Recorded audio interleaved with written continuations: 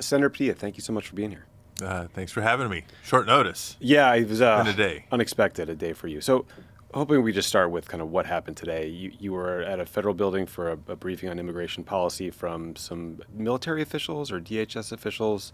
You learned Secretary Noem was holding a press conference. You went to get more information. Can you sort of walk us through what happened after? Sure. And part of this is going to be sort of a fact-checking, right? And setting the record straight, because already the misinformation is coming from the Secretary and the Department of Homeland Security. So first of all, I was in the federal building in Los Angeles for a scheduled briefing with representatives from Northern Command, right? Part of the concern about what's been transpiring in Los Angeles last week is a continued escalation on behalf of the administration, right? No need for National Guard. The mayor has said so. The governor has said so. Local law enforcement has said so. So what does Donald Trump do? Federalizes 2,000 National Guard troops and deploys them here. Takes a lot of work, a lot of coordination at the local level to try to get our arms around the, not the peaceful protests during the day, but the vandalism and graffiti, et cetera, at night, which, we denounce, has no place. It distracts from core messaging. And things are getting a little bit better each and every day. And so what does Donald Trump do? Now he's activating Marines. So at every turn since January 20th, frankly, we keep asking the administration, we keep asking departments for more information as to what they're doing, what the justification is. Finally get a scheduled briefing today at the federal building. So that's why I'm there. And like any secure federal building, you show up, you go through screening. Initially, I'm literally being escorted by a National Guards member and an FBI agent. We're in a conference room waiting for the briefing. There's chatter about a potential press conference because Secretary Noem's in town. Can't make this stuff up. Door to the conference room's open, and who do we see walking down the hall? The secretary and her detail.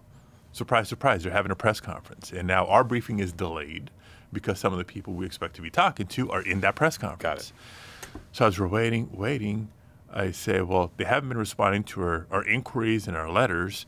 Maybe we go listen in and see if they have anything new to say. Right. So I asked the folks that are escorting us, can we go listen into the press conference? They escort us over to the press conference. They open the door for me. I'm standing in the back trying to listen. I don't want to get in front of the cameras or in front of the reporters. And, just the rhetoric is too much. And not the first time, but the second time they claim that Donald Trump and Secretary Noem is here to liberate the people of Los Angeles from the governor and from the mayor. That's when I spoke up, right? I had a question to ask. I want to call them out on their misinformation. Anybody who's seen the video knows that I repeatedly introduced myself. They knew who I was. I was not lunging at the secretary. I was, halfway through the back of the room on one side, trying to get a question out, but it took all of maybe half a second for multiple agents to be on me. And, you've seen the video. Yeah. Shoved out the door, and before I know it, I'm on my knees. I'm on the ground in handcuffs. There's been so much attention on the way you were treated, rightly, I believe, that I think people are missing what she said that led you to speak up, which I'm just going to read the quote. "We are not going away. We are staying here to liberate this city from the socialist and burdensome leadership that this Governor Newsom and this mayor placed on this country." Is that the mission of the Department of Homeland Security? To liberate Americans It is from our not the representatives? mission of the Department of Homeland Security. It's certainly not the mission of the Marines or anybody in the Department of Defense. To the contrary, right? I'm in regular contact, especially in weeks like this, with Sheriff Lewin of Los Angeles County, Chief McDonald from the Los Angeles Police Department. From their expertise, they're frustrated because the lack of communication and transparency by the federal government has made their jobs even harder, right? Los Angeles is no stranger to protests and demonstrations and rallies and marches and whatnot. They know how to handle this, but the presence and the hostility of the administration is what's fanning the flames. This is a crisis of Trump's own making, but we know why. Multiple reasons. Number one, bad news all around. There's no peace between Russia and Ukraine. There's no solution in Gaza. There's the impact of the tariff wars because he's failing at every turn. He's broken up with his BFF Elon Musk, and so what does he do? He always finds a distraction, and when all else fails, he goes back to demonizing and scapegoating immigrants. There's a horrible budget bill working its way through Congress, right? As we were successful in letting people know what this could mean for your health care, what this could mean for housing, what this could mean for the social safety net, and all for what? To fund additional tax breaks for billionaires. He creates a crisis to get us all talking about something else, let alone the increasing cruelty with which these immigration enforcement operations are happening. Now, I want to be clear. I know it's been a big dialogue amongst us. We're not for open borders. We're for a secure border, an orderly border, a humane border. If Donald Trump was truly only targeting violent criminals, dangerous criminals, there would be no debate. There would be no disagreement. Right. But what we see in practice, and we've seen it since January 20th, and we see it especially in the Los Angeles region this last week, is story after story of maybe somebody who happens to be undocumented, but is a long-term resident, hardworking, paying taxes, raising families.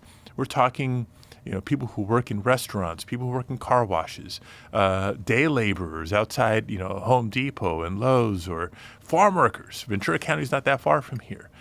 Those aren't the violent criminals that he is talking about. And so we're trying to shed light on what is and what isn't happening. They haven't offered proper justification for these moves. So yes, I get a little worked up when I hear the misinformation, the spin, the rhetoric that we hear nonstop from the administration. But for having the audacity to speak up, look what they did.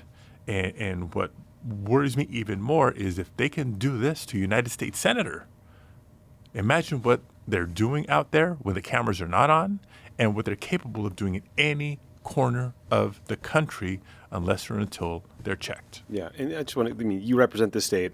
I live in Los Angeles. It's been so frustrating to watch the story of what's happening in LA kind of play out in the media and just to know how wrong it is. Yeah. Because I don't know anyone, I'm not hearing anyone talk about being scared of the protests or the protesters. But I personally know people, and I have a lot of friends who are terrified about the impact that ICE is having on communities in Los Angeles, especially the Latino community. Like there's people, we're hearing reports of nannies getting snatched up in parks, and you're watching farm workers get chased through fields, and the horrible scenes outside that Home Depot. I mean, can you just help people outside of California understand the climate of fear that these ICE enforcements are creating here?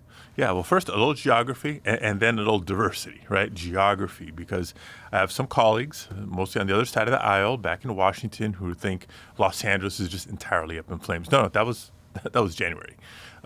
What's happening right now, yes, there are some unacceptable images of vandalism and looting and whatnot. It's a very small, contained area of downtown LA. I'm not saying it's not happening, but if you look at the big metropolis that is Los Angeles, the vast majority is kind of normal. Right. I'd say kids are in school, but the school year's wrapping up. Right. People are going to work. Things are calm on the valley, on the west side, down in the harbor area and beyond. It's really isolated part of downtown. So we want to put that in perspective. Second, in terms of the terror that a lot of communities are feeling, there are a lot of immigrants in Los Angeles. There's a lot of immigrants throughout California, mostly documented, some undocumented. Again, if this was just about violent criminals, there'd be no debate. But the lion's share of the immigrant community is not only hardworking, trying to find their American dream, like my parents. So this is personal for me. My parents came from Mexico back in the 60s. Decades later, they became citizens only in response to Proposition 187. So when I see and hear the organizers out there marching, rallying peacefully against the cruel, extreme ICE raids, and for the modernization of our immigration laws, for better treatment of dreamers and farm workers and others, I get it, because that's my family, that's my journey, that's my experience. So the millions of families that are living it right now, nobody knows what's next, nobody knows who's next, because you hear story after story of just people being taken off the streets.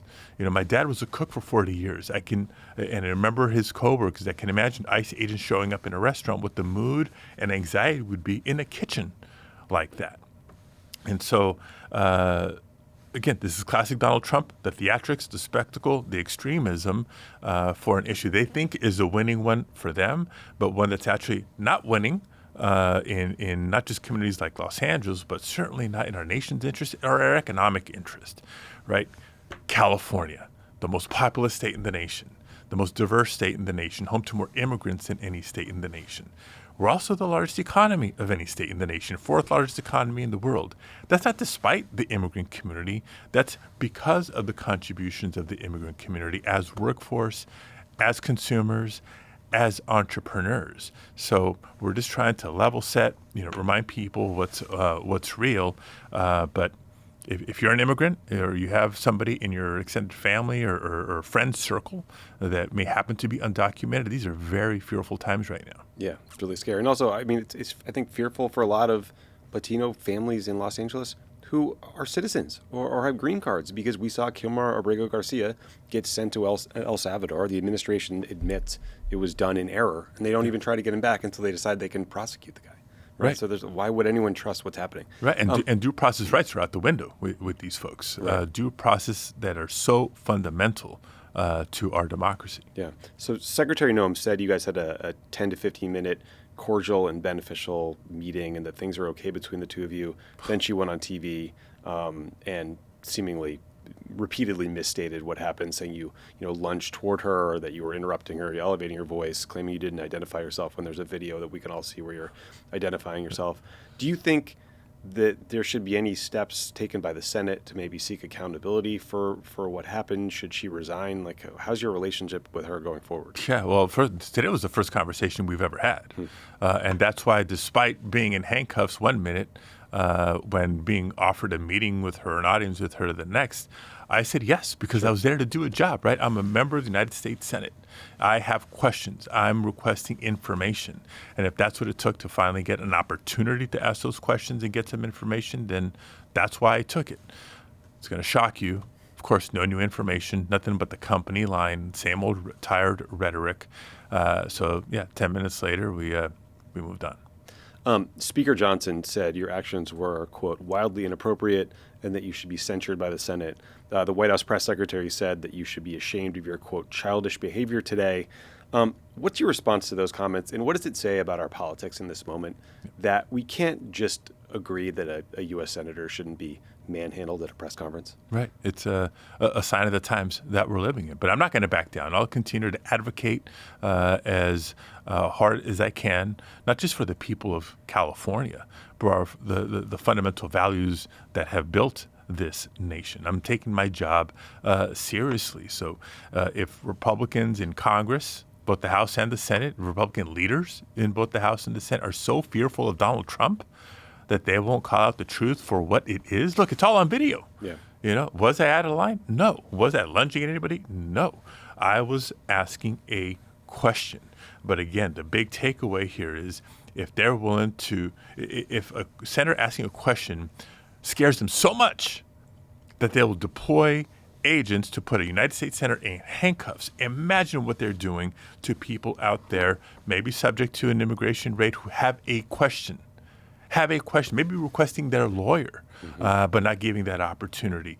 These are dangerous times for the United States of America. And, the only thing I hope is a takeaway from all this, having had to talk to my own kids throughout the day to kind of talk them down, because kids are kids and you don't always understand. Yeah. There's a lot of people before today that knew what was going on and cared and are engaging and organizing. There's a lot of people who were maybe oblivious to what's going on the immigration. And maybe there's people who kind of know what's going on, but not enough to care or want to do something about it. If this changes that, if this raises awareness and moves people to say, oh my God, I didn't realize how bad this was, then I guess that would be a silver lining here. Yeah. I've noticed a lot of people attacking you who are saying he didn't have his Senate pin on, he wasn't identified, but they seemingly don't think about what it might be like to be a person on the street in Los Angeles and have an ICE agent run up to you in plain clothes with a mask on, no identification, no badge, unmarked car, heavily armed, right. Unmarked car. I mean, it's absolutely terrifying for people the way they and by the way, for the folks who are trying to misrepresent that, let's remember, I was in a federal building, a secure federal building, escorted by National Guardsmen and an FBI agent. I may not have my Senate pin on. The shirt, I'm still wearing the same shirt. What does it say right here? You read it for your audience. It says U.S. Senate. It says U.S. Senate. And If you watch the video, I repeatedly introduced myself. So this is all BS. This is all spin on their part. And respectfully, the Secretary of Homeland Security should figure out what 100 U.S. senators look like. It's right. It's and in not fact, the hard. Secretary, who I reminded her in our meeting, you came through for confirmation. Right. All right. At least the Secret Service. Right. You think they would know who the two senators are of the state that they're protecting a secretary in? Final question. I mean, as we've discussed, you've said if this is how they can treat a U.S. senator, imagine what's happening to farm workers and cooks and day laborers. And so many others around the country. Yeah, and so many others. Gavin Newsom said if they can handcuff a U.S. senator for asking a question, imagine what they'll do to you. A lot of people are going to go out and protest on Saturday. A lot of them are going to continue to do so. Probably more will be motivated to do so given what happened today than less is my guess. But I bet a lot of people are pretty nervous about it. What's your advice to them? Yeah, look, for anybody willing to, I'm encouraging people to continue to speak up. We have First Amendment rights in this country. Speak up, protest peacefully, but continue to speak up because Donald Trump would want nothing more than for all of us to just cower away and say nothing and let him continue to abuse his power. We cannot let this be the norm. We have to speak up for our fundamental values and our fundamental rights. Senator Padilla, thank you so much for coming in today and talking with me. Thank you.